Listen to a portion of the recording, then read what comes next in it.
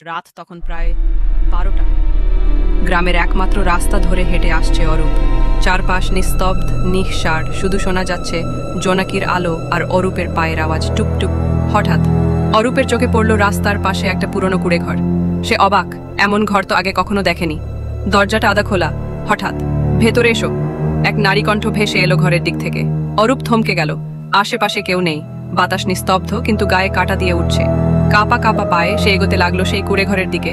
জানলার ফাঁক দিয়ে তাকিয়ে দেখে একটা ছায়া নড়ছে, মুখটা দেখা যাচ্ছে না। সাহস করে দরজা খুলে সে ভেতরে ঢুকলো। ঘরের মধ্যে কিছু নেই, শুধু একটা আয়না।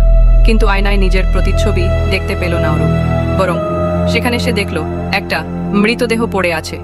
ভয়ে দৌড়ে বেরিয়ে পড়ল সে, কিন্তু বেরিয়ে এসে দেখে সেই কুড়ে ঘরটাই আর নেই। চারপাশে শুধু ফাঁকা মাঠ।